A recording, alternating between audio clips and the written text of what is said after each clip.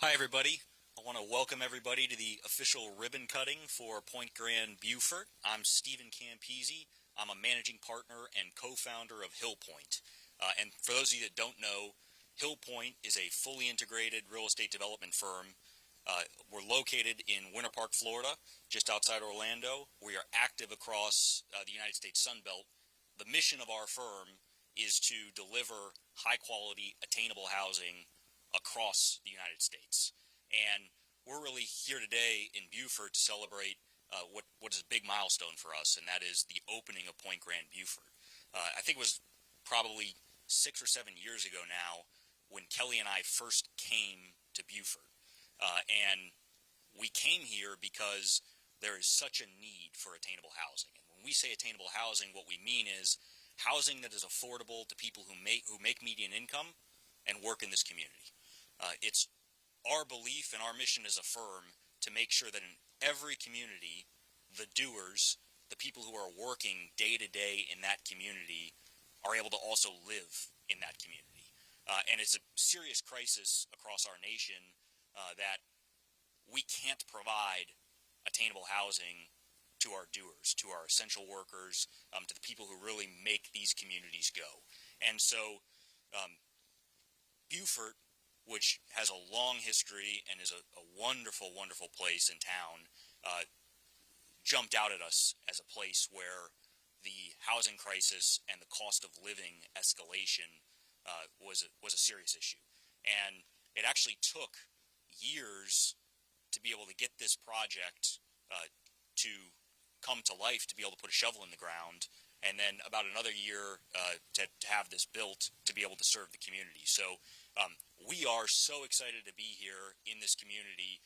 We hope it's the first of many projects that we will do here to deliver high-quality, attainable housing to the Beaufort community. I'm going to introduce my partner, Kelly Mahoney, who's going to say a couple of remarks about this project and what it took to get this from start to now a ribbon cutting, which was a big journey.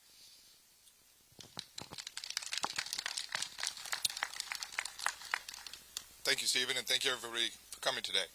To extrapolate on what Stephen said, the biggest challenge we face in building attainable housing is cost and cost basis, because most developers that build luxury don't really have a ceiling on what they can spend. They just assume they can pass it on to the ultimate user, whether that's a tenant or whether that's a purchaser, and they're less concerned about it because there's not a lot of alignment between, themselves, the community. They're really more profit-seeking. Where we're different in that everything we've done at this project, we've done with the mindset of long-term ownership for the benefit of the resident. We're not short. We're not here to, build and sell and get out of the way and not care about the future of not only this project but our reputation and ultimately the resident experience and uplifting them to live the best quality life they can. And the benchmark of that is housing. You cannot have a quality living experience unless you have a clean, safe, quality place to live. So the challenges in doing that in an attainable framework is, like I said, cost basis. And that starts from site selection, from design, from total execution of your amenity package, your horizontal site development, and your vertical. And like Stephen mentioned, this was one of the most challenging ones, if not the most challenging one we've done out of upwards of 20,000 units. So this has been a labor of love, to say the least. Like I said, I've been here multiple times over the last 6-7 years, and this is an extremely exciting day, and I appreciate everybody's help.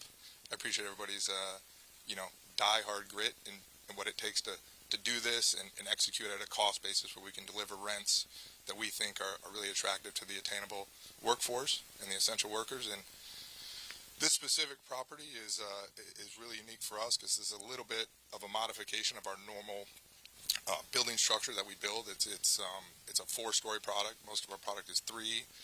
This has some additional upgrades and some additional windows that we had to comply with local requirements and things that cost more money, which is ultimately delivers a nicer product, but it's also more challenging because we were kind of working with the constraints of a top line rent that we need to keep in the range that makes it not only attractive but attainable.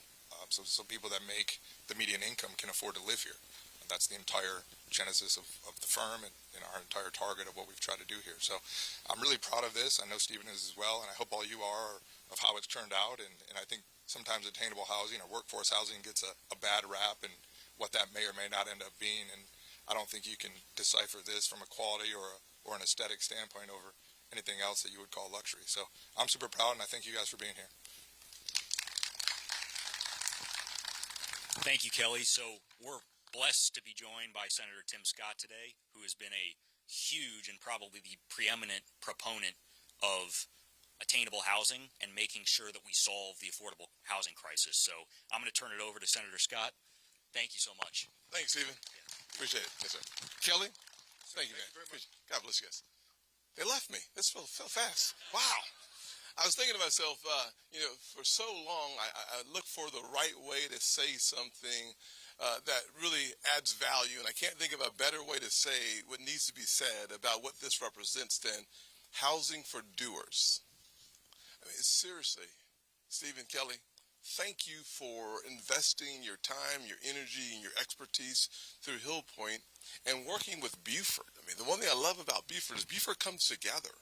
These folks come together because they want to serve the community. And with your expertise, we're seeing now more available, beautiful housing for doers. And as a South Carolinian who grew up in a single-parent household, my mother was a doer. She was a nurse's aide, and we were talking inside about the importance of making sure that the doers don't have to go 45 minutes or an hour from the job just to get there. And those who get to think and not do benefit from seeing the doers in the neighborhood. And so this is the integration of all cohorts, all factions of folks living together, working together, is good for a community, is healthy for a community, and for the kid who, my mother became a homeowner at 38 years old. I gotta tell you, having a chance to live in a quality product and experience the fullness of life happens when people of good intent come together and put profit as a secondary motivation and serving the community as a primary motivation. I think you can make good and do good at the exact same time, and these units represents that to me. And I will just say I am proud of what you've done here. I'm proud of the journey. Every journey requires a few nicks of the knee, a little elbow grease to make it happen. But this is a good day. It's a good day for the entire state. It is certainly a good day for Buford, but more importantly, for kids who grew up in a single-parent household like I did, with a mom that has to drive 45 minutes to work a 7 to 9 hour shift, and then when she was doing her 2 shifts, it would be a 16-hour day, and then she drives another hour back to get up the next morning to go. I think sometimes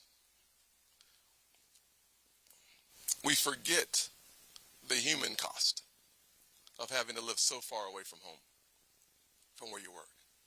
This makes it easier for so many South Carolinians to experience their full potential because they get a little more rest. They spend a little less gas, and they get a little more time with their families. All that matters in the quality of the life that you get to experience. And so when we see people come together to make this possible, it warms my heart. It's something I like to celebrate here at home. And I hope that, as we discussed earlier, that we'll see more of these developments popping up all across South Carolina. You have 3 in the area, and you're looking at Charleston and other places. I know Florida, I know they have no income tax, but y'all are welcome to move here too. I'll just tell you, we'll make an exception. We won't actually, but we'll make an exception for you to come on down and still pay the income tax. But anybody agree that this is a good thing? I mean, this is a really good thing.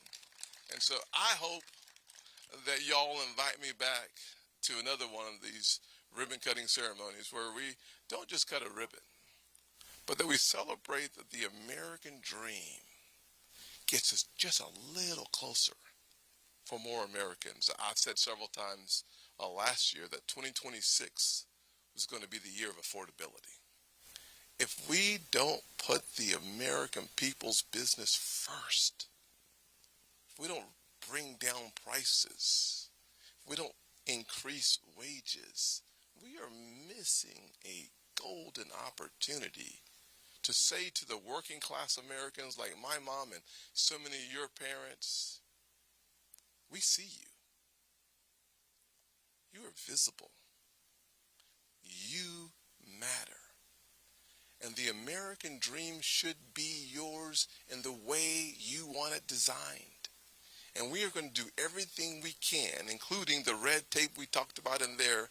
And no one wants to hear about my legislation. I don't want to talk about my legislation. But I'll simply say it this way. The work I'm doing in Washington is to eliminate the red tape that increases the cost of home ownership. When I can work with, I'm not sure if you guys follow politics at all, but there's this lady named Elizabeth Warren who's a Democrat. When she and I can come together and work on reducing the price of housing across America, it's because it's not a Democrat issue. It's not a Republican issue. It's not a black issue. It's not a white issue. It's an American dream issue. And people who put their own politics to the side and focus on the people, we can get things done together.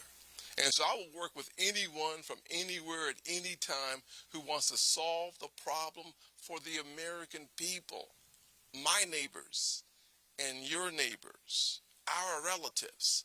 When they experience the American dream, everything gets better. So thank you for your hard work.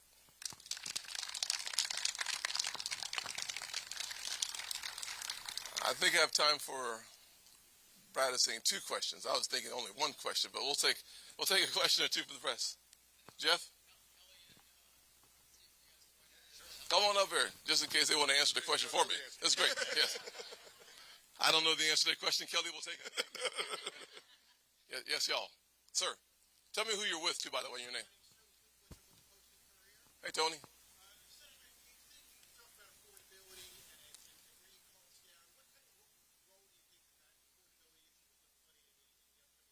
Significant. I think on both sides of the aisle, the one thing that we should both come to the same agreement, that let's close our eyes and take care of American people and let them reward us with victory or failure based on how we take care of them.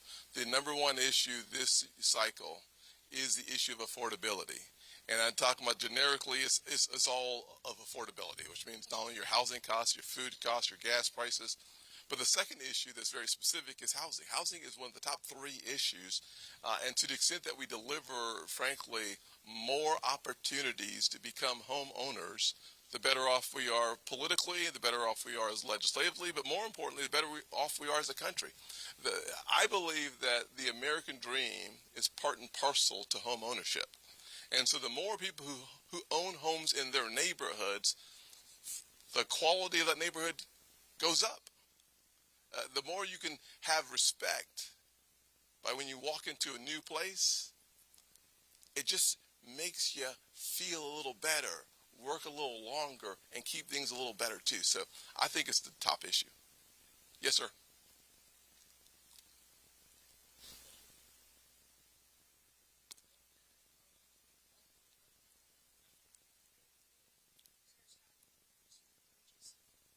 Hey, Chris.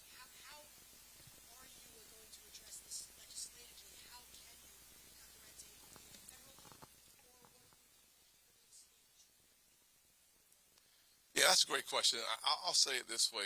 The legislation that I've crafted, I've worked on for 3 years. I'll just move over here because I want to be a little closer to you. I'm not going to take up an offering. Don't worry.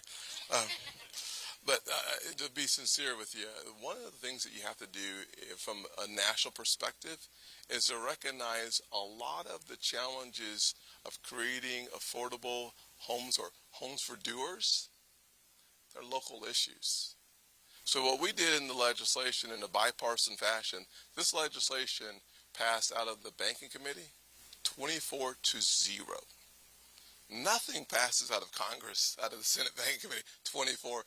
Literally the first time I've ever, my 12 years on a committee. Why? We listened to every single person on the committee, and what we decided was putting carrots and sticks in the bill that encourages local jurisdictions to increase their housing stock was a good thing. And if you won't do it, you lose federal dollars, federal grant dollars. We are going to make sure that those of us in Washington don't think all solutions come from Washington. But we're going to encourage local, whether cities or counties, to either work together and increase housing supply in order to bring the housing costs down. If we do that, and then we eliminate red tape generically in the cost of closings as well. So we're looking at an innovation fund as well. We want to make this issue of affordability the kind of issue that every level of government leans into. I want the private sector saying, it's time for us to have public-private partnerships so that we're working together, being rewarded when we do it right and paying the price when we do it wrong. And that's what the legislation helps accomplish. Thank y'all. All right, Kelly. All right. You want to cut some tape? Yeah, let's All try right. it. Stephen, thank you, sir.